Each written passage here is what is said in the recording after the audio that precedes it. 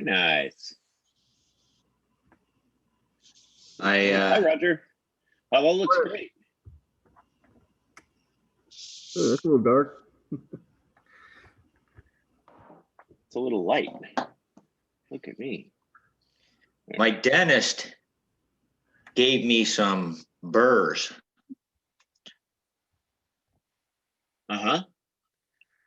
Because the tool I have uses the 2.35 millimeter shafts, and I can't use a Dremel bit in it.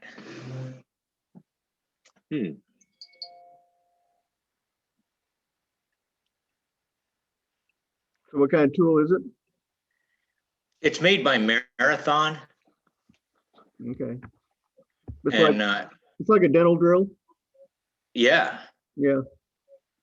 And it's got a 90-degree head on it that you can put on it and a straight one. That's nice. The 90-degree takes what it's called a latch burr. And the straight one takes a 2.35 millimeter. And all of my Dremel stuff is eighth of an inch and doesn't fit. So my dentist gave me a couple of burrs. Yeah. And she's going to order me some of the 90-degree ones. So the 90-degree takes a different burr? Yeah, it's got a D on the head that fits into a latch. Huh. Okay. Yeah, I have an NSK one for the high speed stuff. And I've never thought of a need for a 90-degree, but I guess if you're doing something on the inside of a form, that might be nice. When I did this one, I used the 90-degree because it was easier just to go with the 90-degree.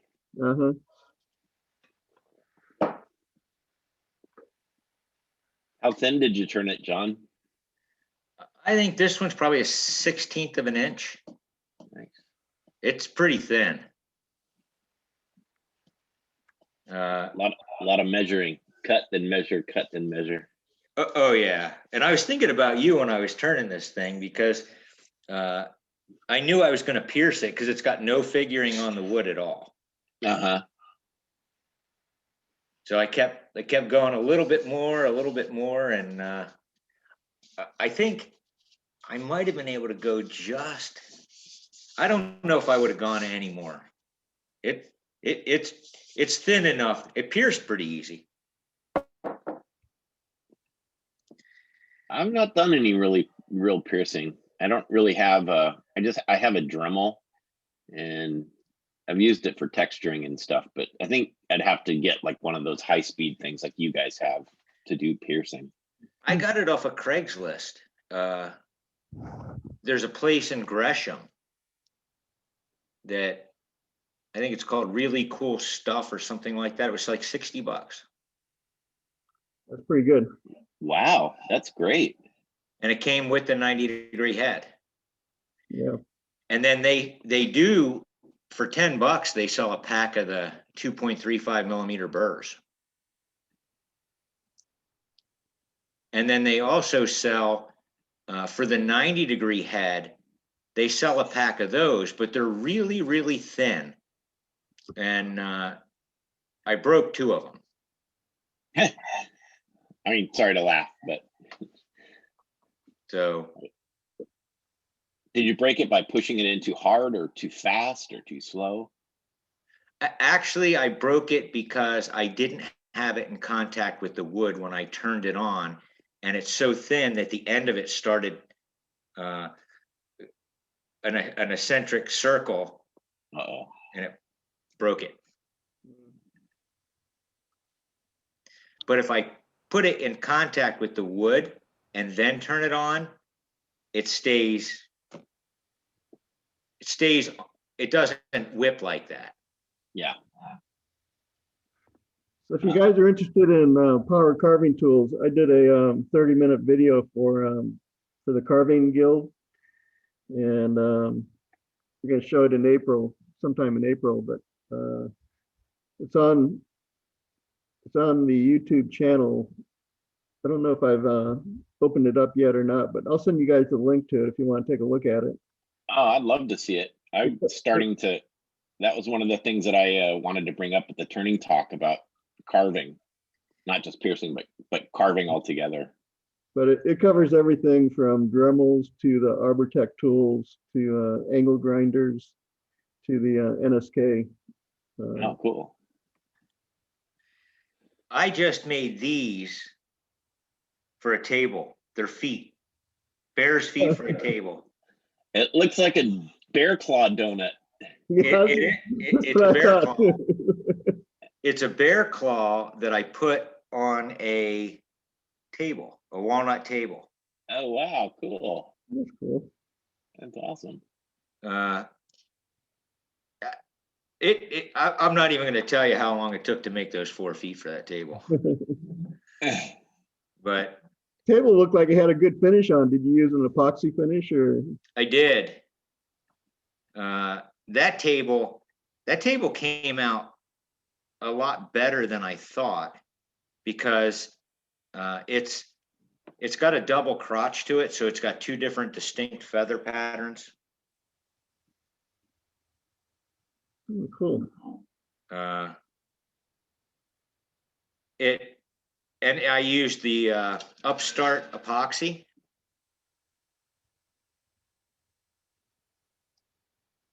That's a brand, Upstart? Yeah.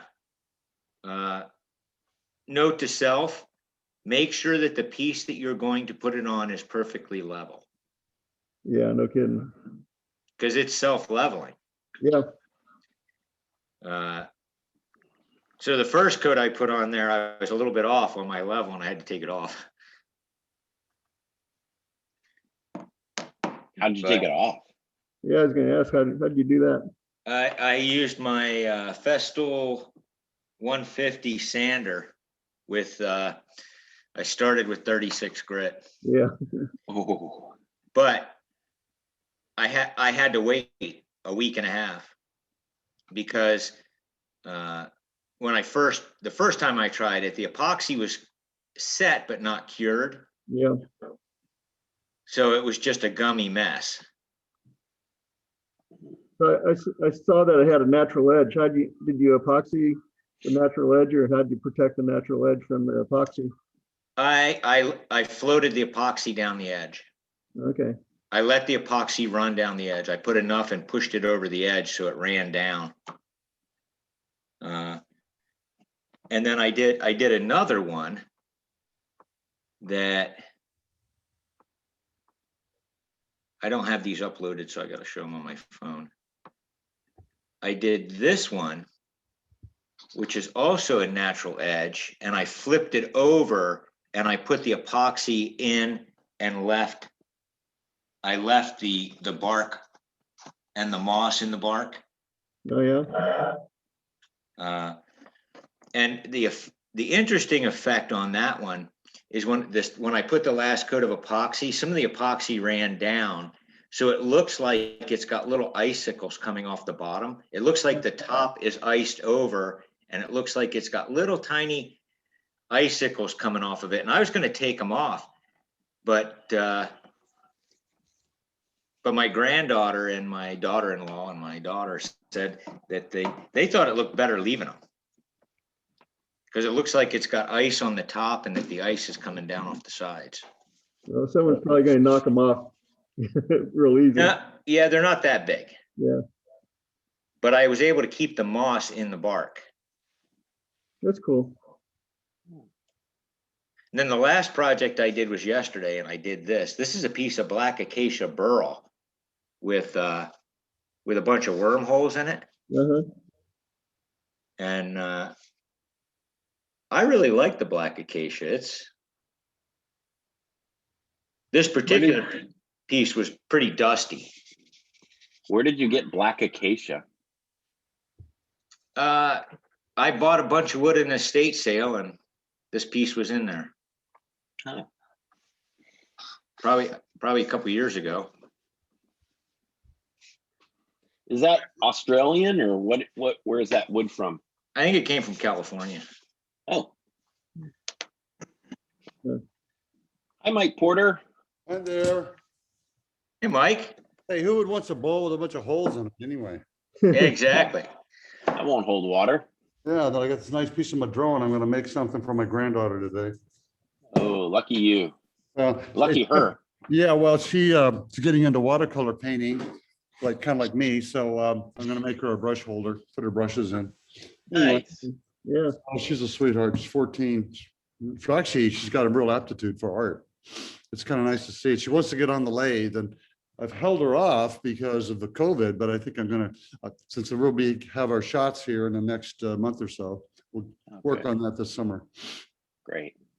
Yeah, I get And my, I've been looking at all your watercolors on Instagram. You're not just getting into watercoloring. You're a watercolorist. Well, thank you.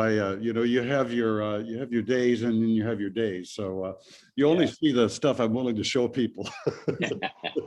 Remember that. It's kind of like wood turning the same way. There's stuff that goes right into the bin that we don't want anyone to see, Yeah. I am fortunate to have a Mike Porter original. That's right. Oh, yeah, that's right. Hang on the wall, yeah. Yeah, it's sitting right over there. Oh, yeah. Yes, oh, yeah. Nice. well, I have a couple of Mike Porter cards that he sent. Yeah, that's me right. too. What was a flower painting, was it? One was on the coast, Oh, yeah. Probably Cannon Beach. Yeah. Uh-huh. the rock. Yeah, the rock, yeah. Mhm. Uh, they go in my collection. Well, I have a Roger Crooks baseball here. I mean, Yeah. delivered to Providence Hospital a year and a half ago. Yeah. Oh, I've got the Gathering of the Guild shows coming up, and I've got some stuff on my website, and the show doesn't start until end of April, but I've already sold 2 baseballs from that, just from friends who looked at the website, says, hey, that's cool. That's awesome. Yeah. So I have to maybe start building up an inventory of baseballs. Or move to soccer balls. Yeah. miniatures, hopefully, yeah. Well, you ought to do a basketball and engrave Oregon State on it the way their season's going. Yeah, isn't that fantastic? It's really good for them. I'm happy for them. Yeah. So John was talking about epoxy. I've been working with making epoxy panels. I'm building a sort of a display shelf, and the sides are open, and I decided to see if I could make some epoxy panels that with colored epoxy and different things. That's pretty interesting. I got a silicon form, a 9x12 form, about 1/4 inch deep, and playing with different dyes with epoxies and mixing and trying to come up with some kind of abstract art form with the epoxies. So it's fun. So are you using a torch or a heat gun to pull the bubbles, or yeah, a little torch. I used a heat gun, just because I don't like having an open flame in my wood shop, but I'm afraid things will get too exciting too fast. Yeah. And the other way to do it is with 90% alcohol. You can spray it with the 90% isopropyl alcohol, and it releases the surface tension and lets the bubbles come out, because it's the surface tension that's locking any air bubbles in. And when you hit it with heat, you're releasing the surface tension on the epoxy. Huh. But I can't find 90% isopropyl alcohol right now. The best you can get is 70. Yeah, the drugstores. Yeah, 70 is the best I can find. And Could you 70 use has too much denatured water. alcohol?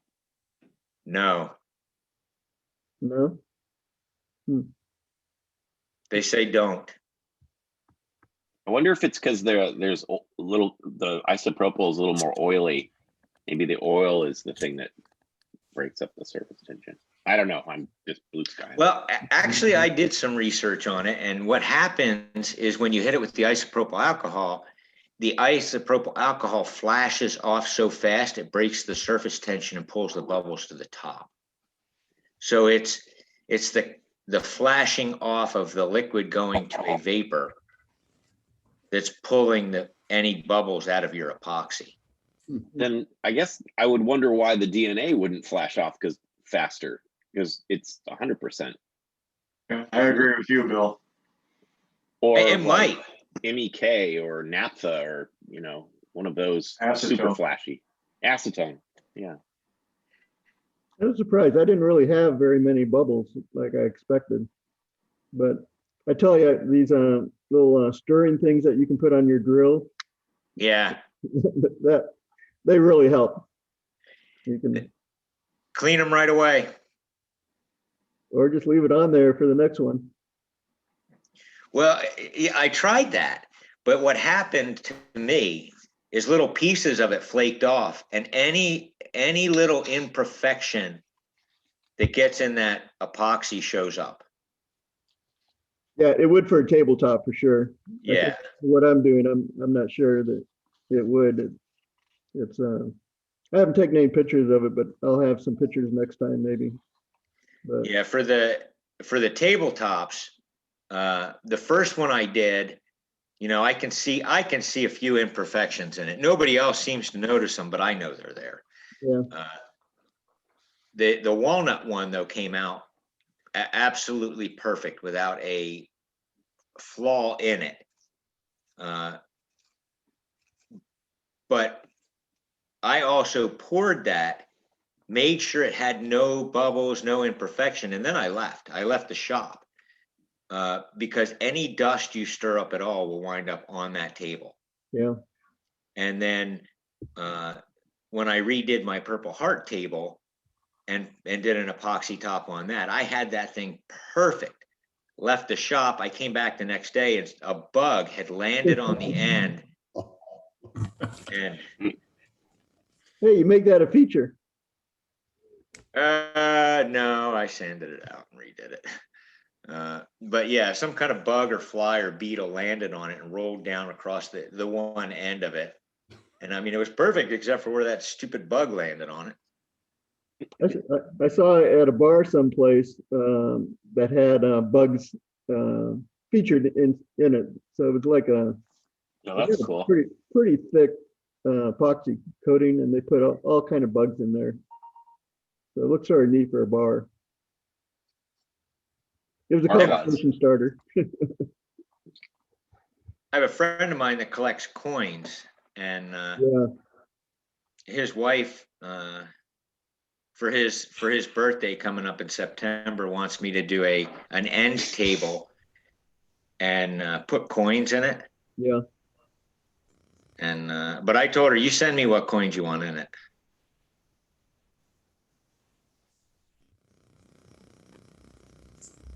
So what else have people been doing? What have you been doing, Mike? Well, I've been taking care of my wife for the last 2 weeks because she had hip replacements. So I've been pretty busy with that. Oh, really?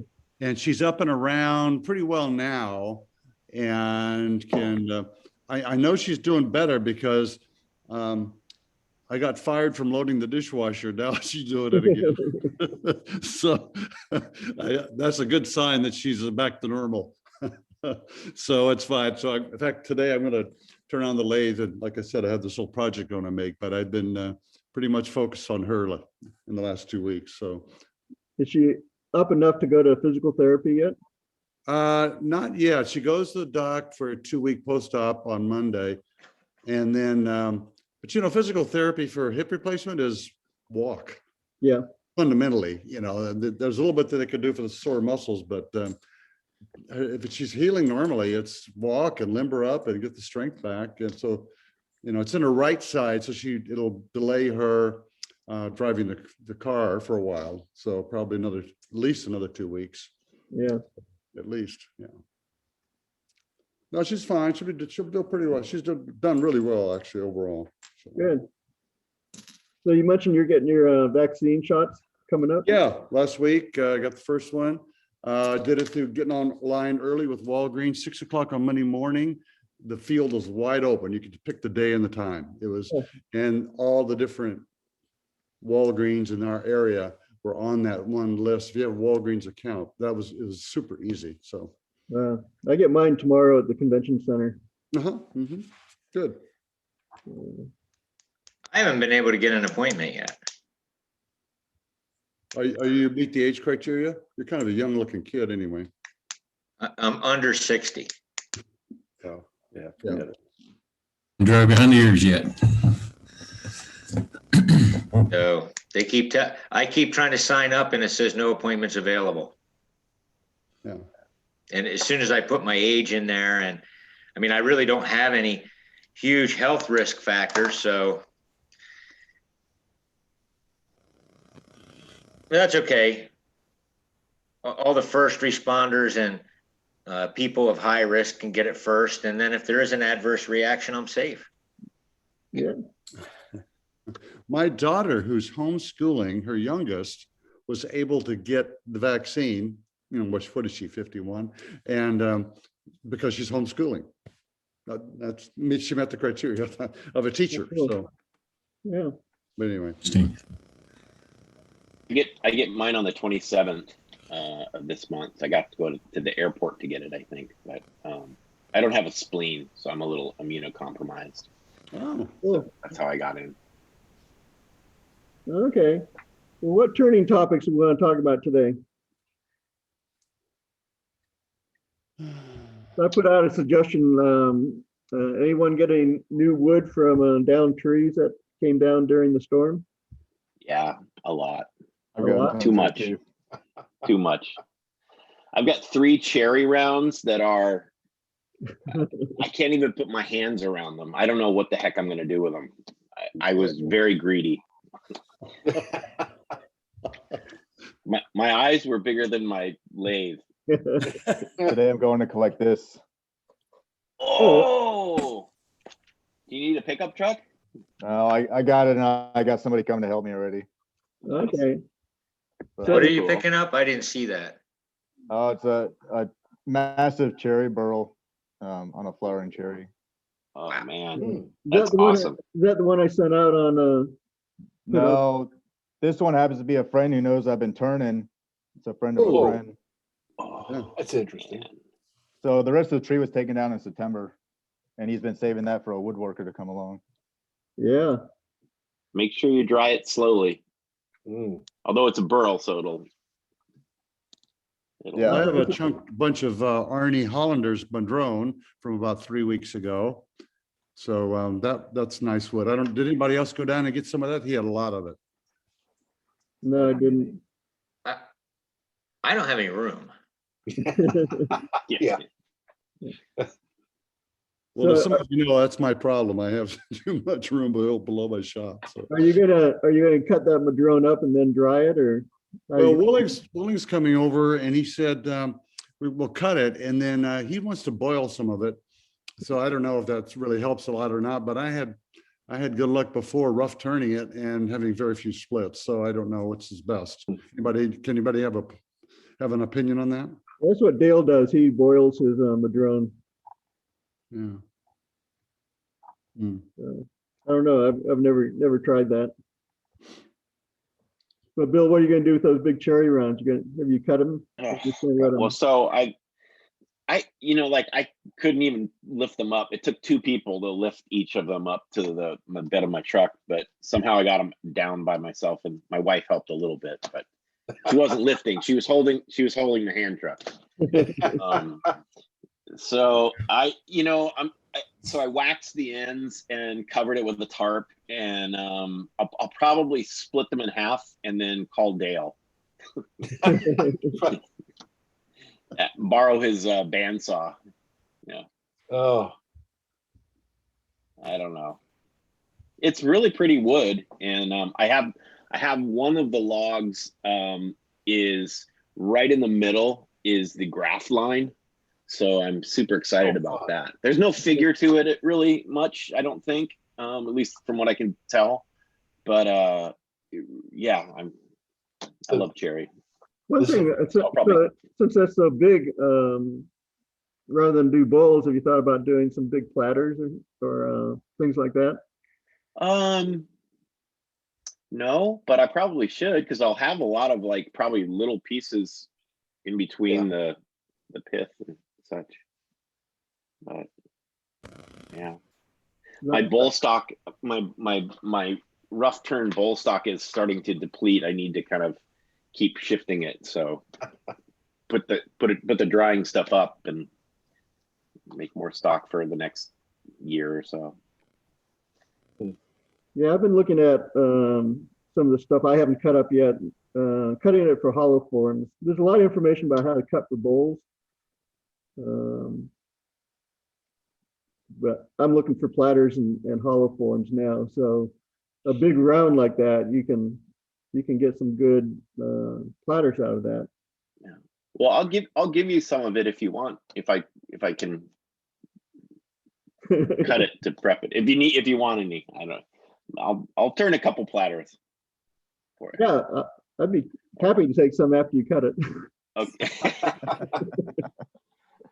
I've had mixed luck with cherry with cracking and not cracking.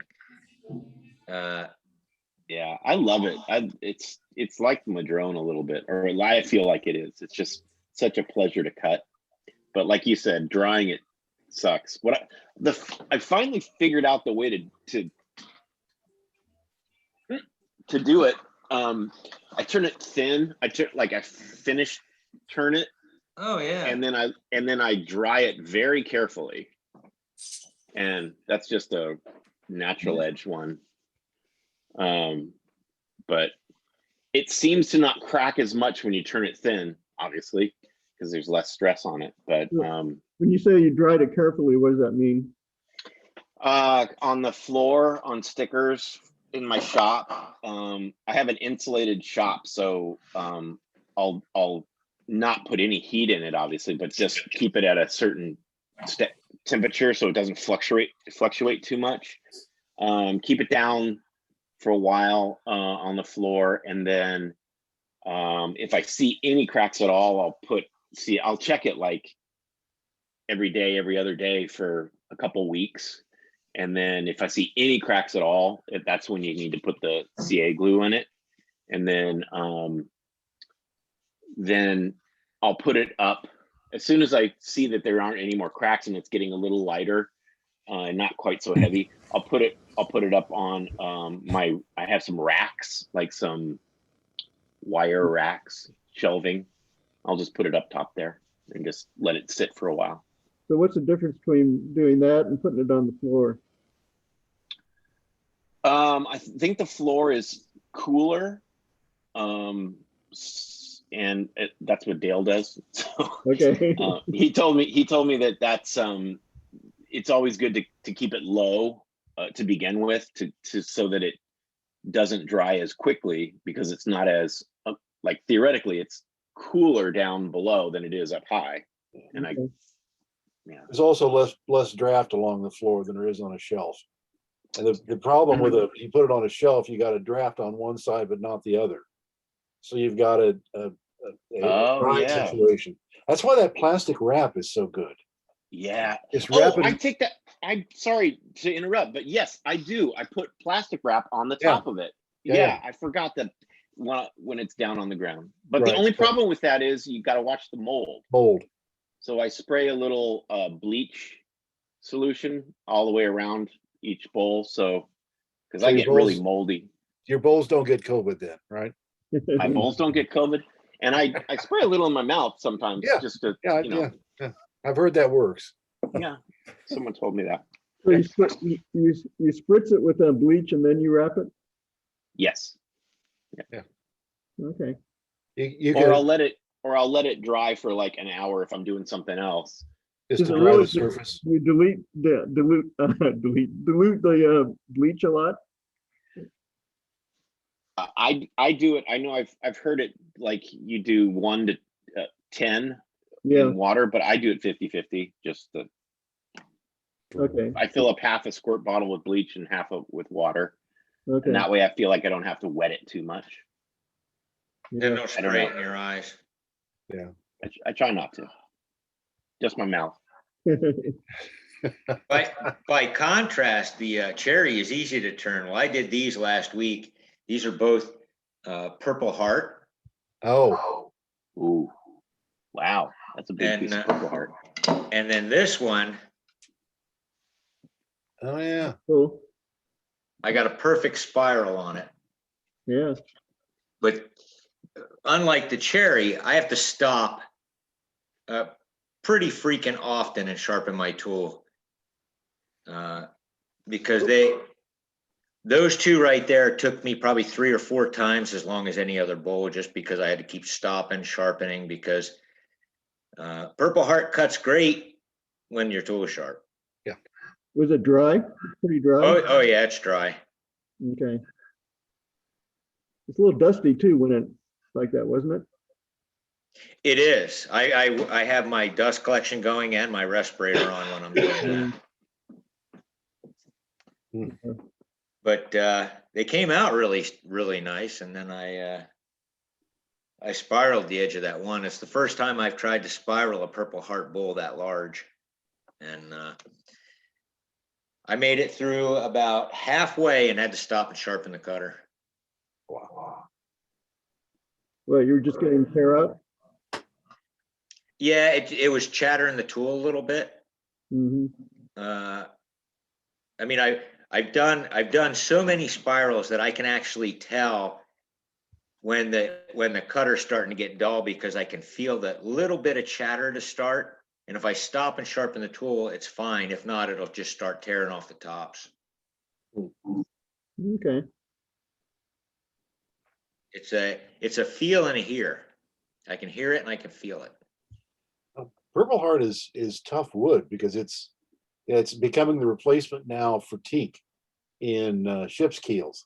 Yep. Teak is very hard to come by, but Purple Heart is still available in large size pieces. So, according to Stuart Batty, who used to actually be an importer of wood, apparently. Yeah. This particular pieces of Purple Heart I have came from Colombia, not Brazil, because they all have the black in them. oh yeah. You can see all the black lines. So have you found a way to keep the color? Yes.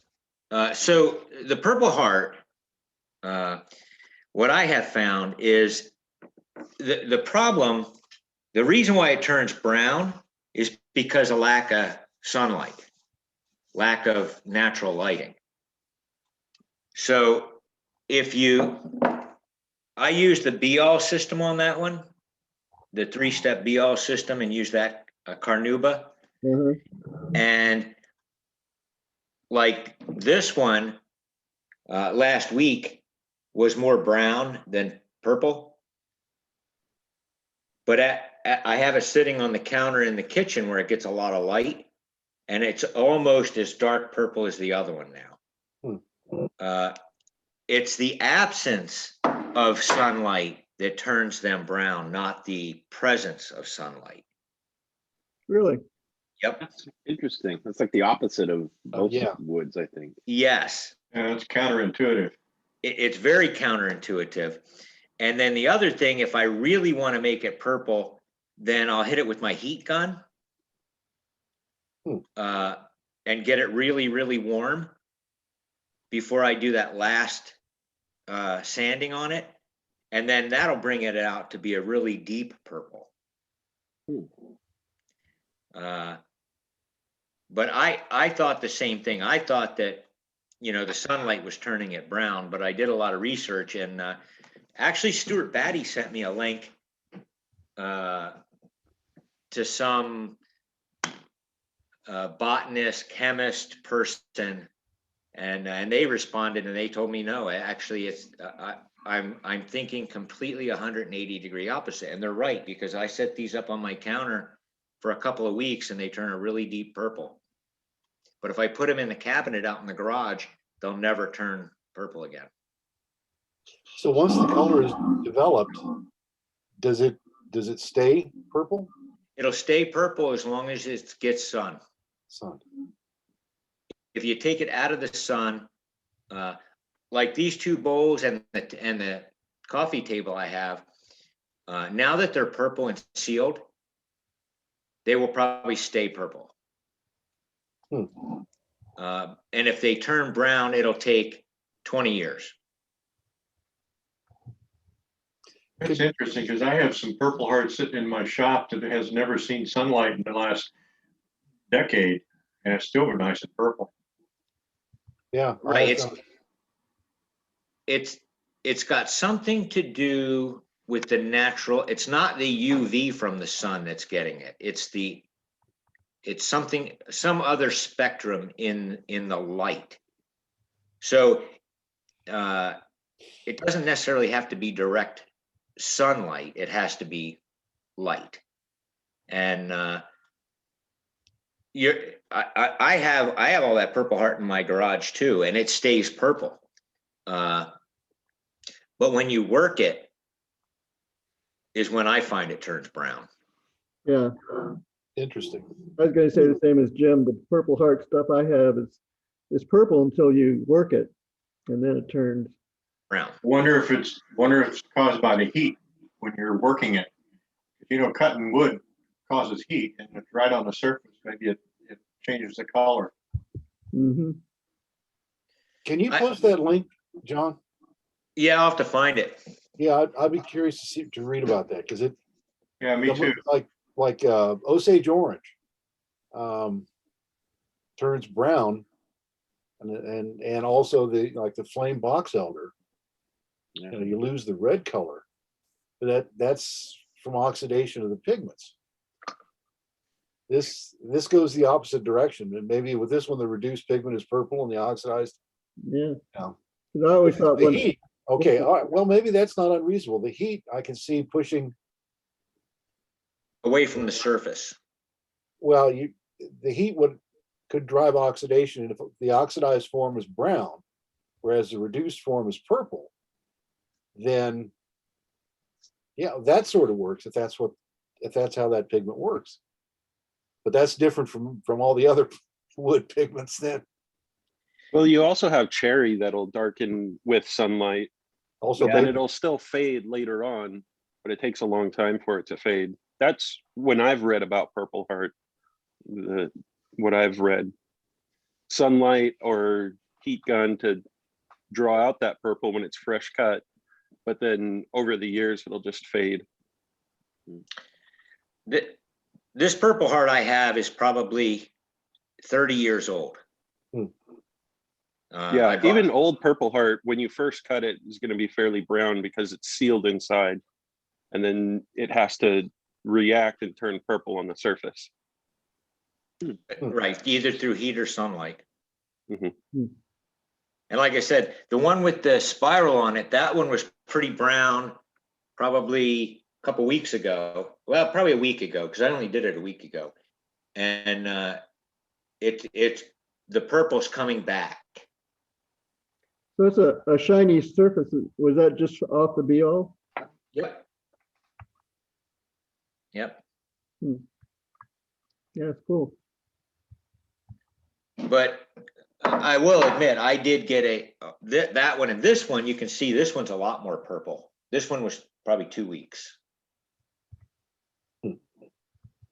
But I also, I used the be-all system, but I also spun this up around 2000 RPMs and did my last very fine cut at a very high speed and got a really, really nice clean finish on it before I even put it on the be-all. Yeah. That's good. Interesting. I've been pretty distracted from wood turning with this thing now that my CNC arrived. Oh, But, geez. You mentioned you were getting that. Doing some 3D carving. So this is the valley where my mom lives in Montana. And Wow. you can see the mountains or this forest scene. So cool. I'm from Kalispell, right? Oh, really? Yeah. Iron Yeah, Man. my mom's from Polson. Oh, I know where She's Paul's- actually going to be here tomorrow. south end of the but- lake. Yeah. Huh. My boys have spent hours studying this and identifying all of the Marvel characters So where do you get the template for these things? So there are websites where you can go anywhere on a map and it takes the topography information and it'll translate it into files for you. Wow. And then the other ones, I bought this one off of Etsy that someone had designed with the forest scene. And then there's a guy who does these, and with copyright, he doesn't sell them, and you're not supposed to make them to sell. It's just kind of for fun. But there are lots of sources for files available out there. Hey, Jason, could I commission you to do one of those topographic 3D things? Sure. Awesome. Yeah, just send me an email and with some kind of what you're looking for. Okay. But I have been able to do a little bit of turning, and I did this pair of bowls from some sycamore that I got with beading on it, and use the McNaughton coring system. That thing scares the crap out of me every time I use it. I think I need to trade that and get the one way with a little bit more control. Oh. That thing is scary. Or the woodcut. Yeah, woodcuts. Yeah. The one way is better. The McNaughton system was described as a medieval torture tool. Oh, it is. No, It's rough. Well, one way works great. Yeah. So that big bowl you did, Jason, did it look like the outside, were those like big beads? Yeah. Look curved. Those are great. Oh, that's nice. That's beautiful. How Yeah. long does it honeycomb. take? How long does it take your thing to do one of those 3D carvings? It must take forever. Yeah, it takes quite a while. So this one, there's a lot of detail in there. I think total time with rough pass and finish pass, I think the cutting time was about 4 hours. This one's a little bit. What was that, Roger? How many different bits did you have to use? I used a ball nose to rough, and then a tapered ball nose to do the detail, and then an end mill to do the profile. Okay. This one, it took a V-bit to do the lettering. Uh-huh. And how'd you make it black? Well, there's a little bit of bleed through around the sides. I masked it with masking tape, and then before cutting it, and then hit it with spray paint, but then it bled through.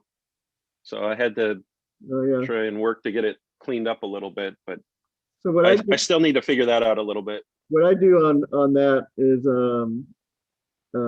I spray it with shellac. I did that too. And then do the cut, and then for the black I use I ebonize it. So okay.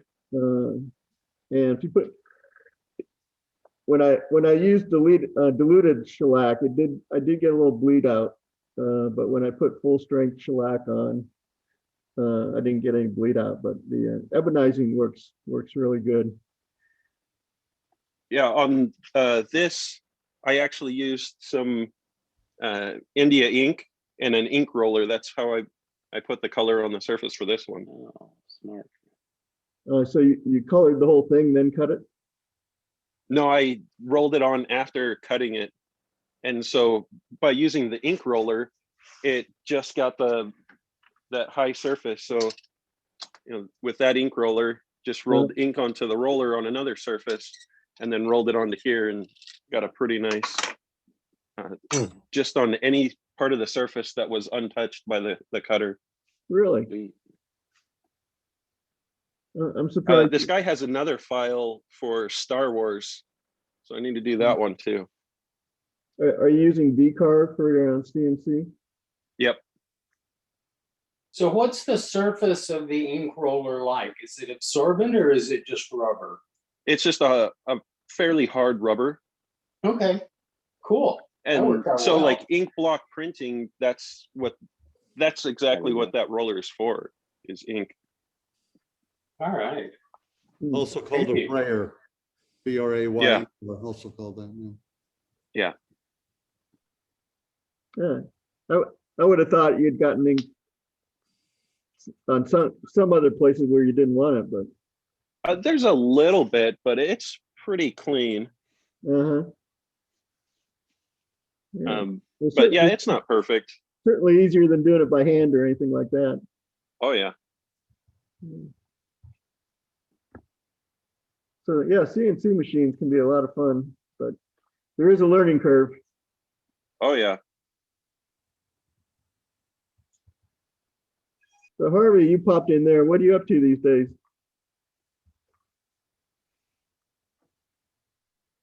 Coming back, sorry. So I'm doing some flat wood work. It's a honeydew project, so not a lot of turning. And then the other club has got this touchless turn lamp thing. And so I'm working on it.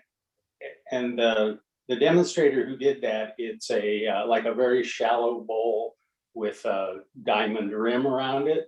I'm trying to convert it into a sunflower. So the very shallow bowl is the center of the sunflower, and then I'm trying to carve the petal part around the outside and then put the lamp inside. And I'm really looking forward to this demonstration of power carving that's coming up on the Carver's SIG. Yeah.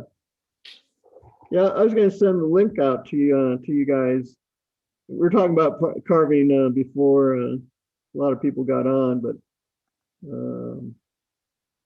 I'll put it in the chat here.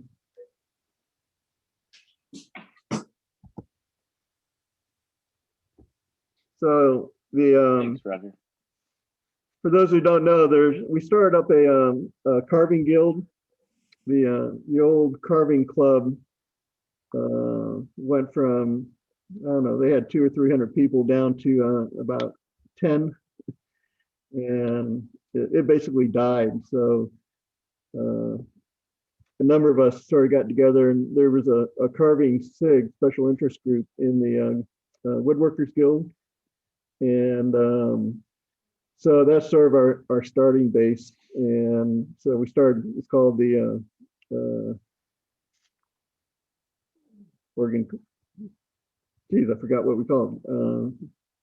The Carvers Guild, or Oregon Carvers Guild. And so we're just starting out, and we got a number of, I think we had about 30 or 40 people join. And we put on monthly demonstrations, mostly live so far, from everything from soap carving to spoon carving to, we had a blacksmith on last month. And April will be power tools for carving, which is the link I just sent you that I did. So anyone interested in carving, take a look at the Carvers Guild. Anyone interested in working with it, Harvey gave us some legal advice on the bylaws. Thank you, Harvey. So we're looking for workers and anyone interested in carving. I just carved my first, well, I've used a power carving thing before with my Dremel, but I have a wood carving gouge that I bought that is pretty, I think it's like a number 5, so it's not very steep. But I use that for taking off the little nub when it's on the lathe. Yeah. But I thought, like, well, I have it, might as well try to use it. So the first bit was learning how to sharpen it better. Because I don't need it that sharp to take the nub off, but boy, it's an art to sharpen and hone tool, much different than like wood turning tools. Totally different. Yeah. Totally different. So I figured all that out, I'm working on it. Yeah. And I just carved my first bowl. Yeah, there's a lot of different theories in sharpening carving tools, from never take it near a grinder. Yeah, no. To but the best I found is, once it's sharp, is you just hone it a lot. you Yeah. keep honing it, and it'll stay sharp for a long time. But once they get dull, then you have a lot of work to do, and you can I made it up pretty easy. I made a strop. I had I bought a little piece of leather that was kind of an offcut of something, and I put the paste on it, and actually I adhered it to a piece of MDF or Baltic birch plywood or something, Yeah. and Yeah. I use that. It's all cut up now because I keep hitting the edge with the with it, but yeah, I find that true. You don't have to go back to like a abrasive stone. You can just use the honing thing, and it sharpens it right up. Yeah. You can Graham get a, Priddle was out here doing a demonstration, and some of his work is carved, and he was talking about it, and then someone asked him how he sharpened these tools, and I was all excited because he does beautiful work, and it's always been a huge problem for me to sharpen my carving tools. And he said, well, he tours Europe, and there's a guy there who does a great job of sharpening tools. So he just buys 5 or 6 of them, and then when he's through each time, he drops them off and has that guy sharpen them. So I think that's a testament to how hard it is to sharpen. Yeah. I put a link in the chat to where I bought my my little marathon power carving tool. Oh yeah. Cool. Thanks. But like I said, it is a 2.35 millimeter shaft, and none of my Dremel bits work on it, but your dentist has them. yep. So it's only 35,000. Is that correct? Yeah. 'Cause I thought all the dental ones were in the 300,000 range. Oh, really? Yeah. The NSK is 340,000. Yeah. Does anybody know how fast it has to go so that it doesn't follow the grain? I've read that the big difference between the slow ones and the ultra fast ones is that the ultra fast ones don't follow the grain, so you can do these intricate piercing things without having the tool jerk on you, but I've never tried it. I think the key thing is you got to turn it, to 2 millimeter or less. And then you don't have it, basically you don't really have grain Oh, at that just end. turn the grain out. All right, Yeah. I hadn't thought of that. But, the difference between 2 millimeter and 3 millimeter when you're piercing is huge. Hmm. If you don't, So what kind of piercing tool do you use, Roger? the NSK, Ah, yeah. Well, I didn't want to invest a lot of money right off the bat until I figured out if I liked it. So I went with the cheap version just to see if it was something I wanted to do. No, I mean, that's, I think the category of that tool is called a micromotor versus the Fordham that has the motor hanging, a huge motor hanging off, but they're nice and small, and I like that idea of the 90-degree thing. You have to take a look at that.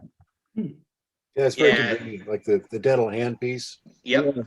It's more like using a pencil than, the big ones. But for piercing, I think I showed you guys this before. Come on. Well, you're light years ahead of me on piercing.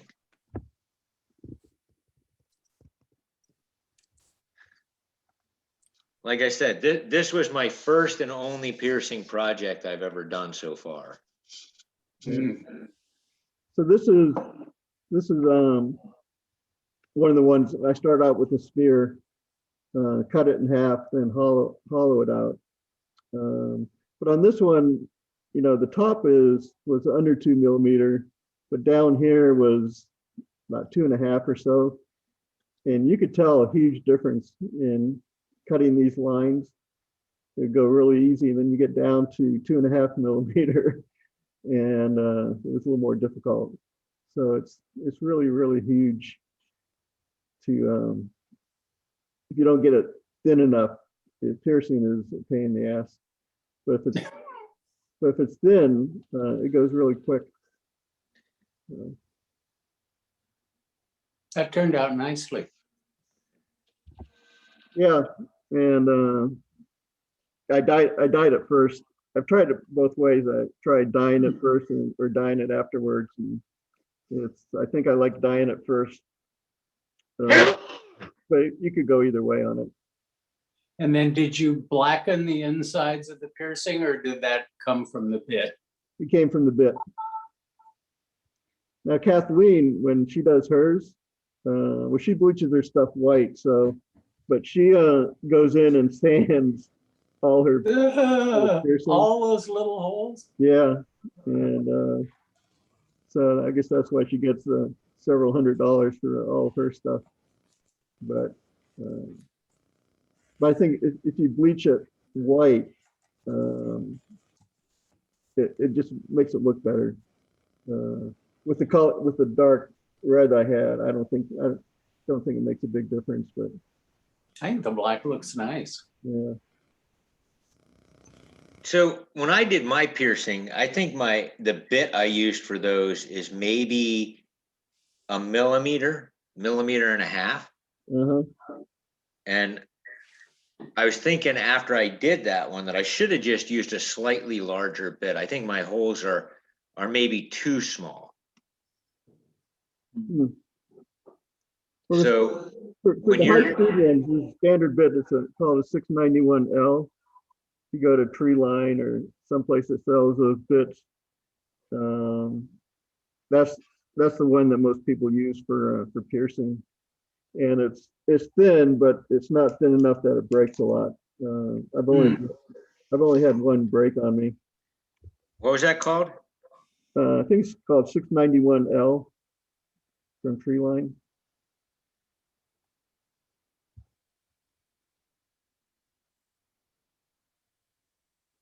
But Is it a cutting bit or is it more like an abrasive bit?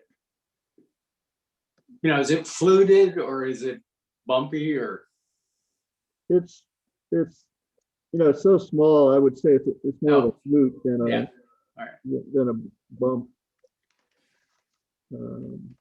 But it's all, you have to have a collet to put it in anything other than MSK because they're really, really tiny. So I think 1/32 of an inch is the category of bits.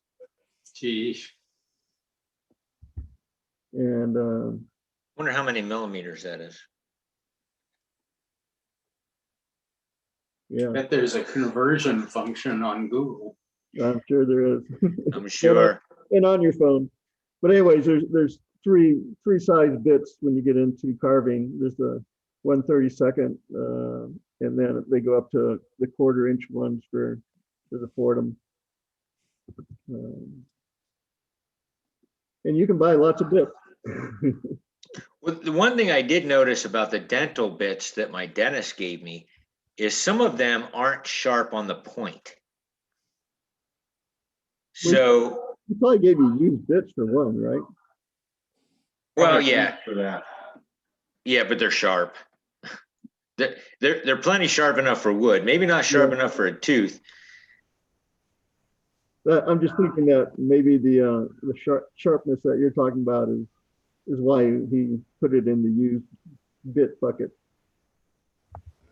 No, it's the very tip of them isn't made to be sharp. In fact, when he showed me in his catalog, because it's a husband and wife dentist, and they actually promote that it's a safety tip so you don't hit somebody in the tongue with the tip. Oh, okay. I want the unsafe one. It's made to cut just the edge of the preparation, not Yeah. to go deeper. Yeah. There's actually a round ball bit that's used for that. That makes sense. And they're ordering me some so that aren't safe tipped. Okay. That'll work with the hand tool I have. So Yeah. I'm hoping my Are they dentist- gonna, Go ahead. are they Jake. gonna use it on you before you get to take it home? Yeah. actually, I am going in to have a filling replaced. Say, yeah, my insurance is paying for this procedure. I want to keep that bit. Yeah. So.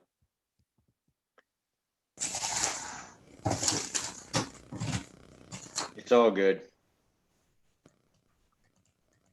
Well, today at 11:30, I think, or 11:30 or 12, is Turners Without Borders' second presentation from Uruguay.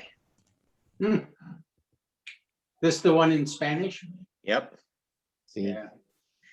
You know, I watched it, well, just to see it, and even though he's speaking Spanish, because I know what he's doing, I can follow along just fine.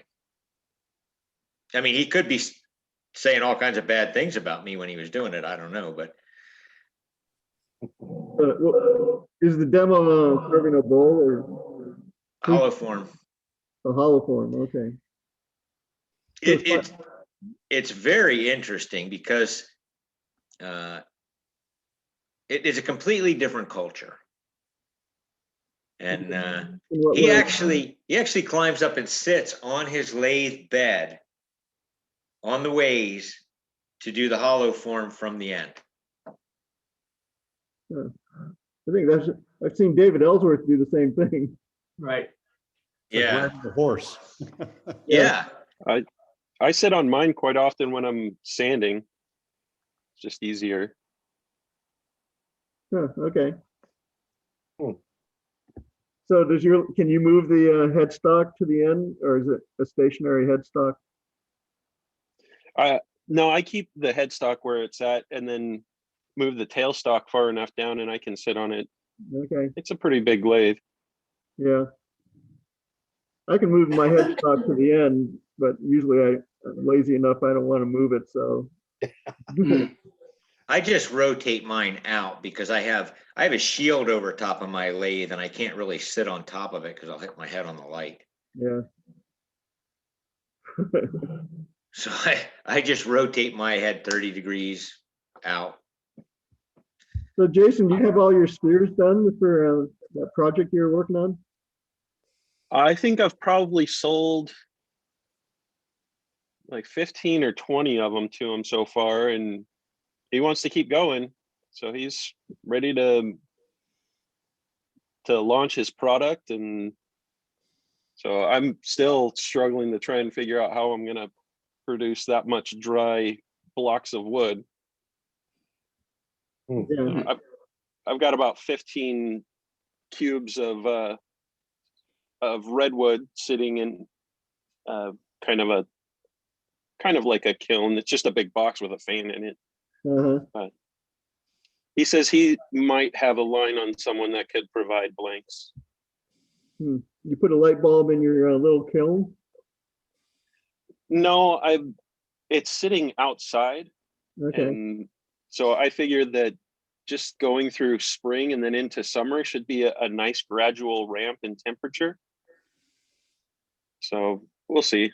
I've seen some homemade versions of that where they just put a light bulb in there and a little fan to blow air. And the old refrigerator is still the standby homemade kiln. Yeah. Yep.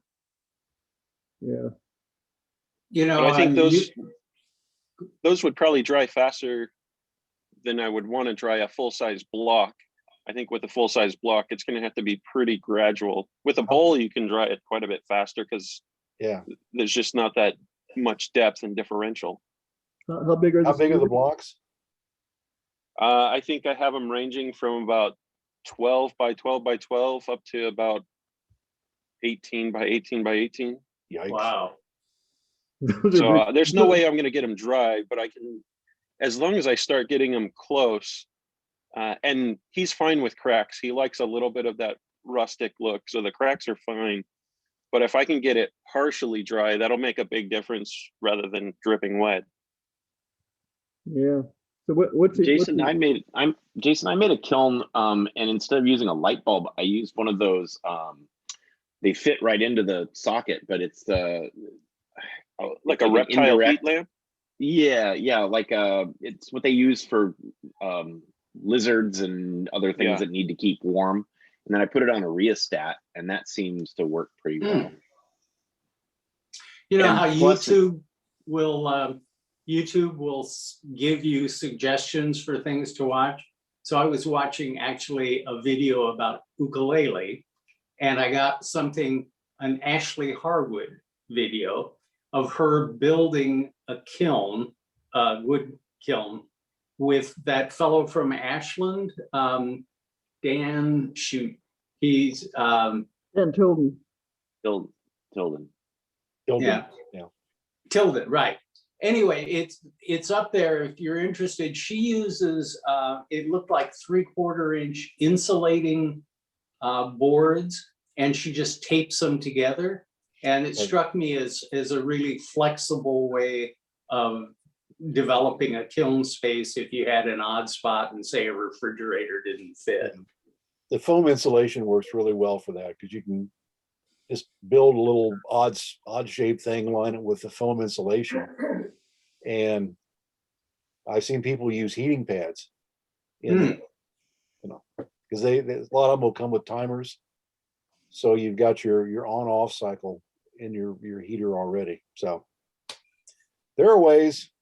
I've tried to talk to a couple of the people around here who have the vacuum kilns, and they just kind of laugh at me.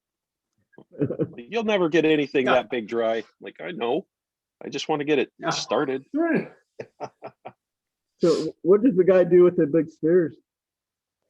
So he interviews his customers to get their family history, and then he paints a globe and then paints where their ancestry comes from around the globe. Oh, That's cool. So he's more of a painter. Yeah. do you know how he gets the globe image onto the sphere? He's freehanding it. He doesn't want it to be perfect and exact, because That's I started like, disgusting. there are lots of ways that you could get an exact, and we could even CNC it and do things like that. Like, no, he wants it to look hand done and almost like an old fashioned map a little bit, where things are a little bit exaggerated or cool. Does he use acrylic paint, or what kind of paint does he use? I believe so. Yeah. I just got some of these acrylic paint pens. They're like Sharpies, but they're acrylic paint. And I haven't used them yet, but it just seemed like a pretty cool idea for wood, being able to paint it. I guess there's a big hobby of painting rocks. So they talk about is use it on rocks, but should work just fine on wood too. So where'd you get those, Roger? Just off of Amazon. I bumped into an interesting thing. I don't know if any of you have tried to turn tops like Bonnie Klein, and she puts those pretty colors on them, and she uses markers, but she has to finish them with wax because the colors she puts on are soluble in water or solvent. So if you try and put that on and spin it dry, it messes up the pattern. The demonstrator at the other club uses something called Derwent Inktense pencils, and they're ink pencils. And according to her, when they dry, they're permanent. So a solvent doesn't spread them. So I'm keen to try those out and see, because that's a problem I have with markers and pencils and watercolors generally, is that the finish will mess up the coloring. I just never bother putting finish on the little tops that take me 2 minutes to make. So Mike, you're our painting expert. You know what kind of pencils he's talking about? Yeah, I have a set. Yeah, I use Derwent sometimes. Yeah, there's lots of different products like that. One that I like, Prismacolor. Let's see, am I on mute? Yeah, Prismacolor is another one that gives nice bold colors and pretty light fast. That's another nice one. Are they ink? They don't bleed like a Sharpie will through the wood, Uh-huh. They hold the color really nicely. If you get a little top like this, you know, something like that, they hold that real well, but. And is it an ink or because he calls it Yeah, you know, I don't know the chemical basis of it, but it might be like an India ink. It's possible, yeah. Mhm. That's cool. I think I have a set of those and I think they have alcohol in them or something, so they dry real fast. Mhm. I don't know when I did the video for Betty doing the bowls, she had a case of I think they're these paint ones, but she had like 150 different colors. Just huge. But yeah, that's I'll have to try them out and let you guys know how they work out, but it seemed like a good idea. Oh, wait. I'm gonna make, Yeah. I need to use the food processor, but not very. So. Anybody else got anything you want to talk about? That's fine. Okay, well, thanks everyone for joining and we'll Thank you. see you next Thank you. time. These are fun. Appreciate Good it. to see Always everybody. informative. Thanks, everybody. See you next month. Yep. Right now.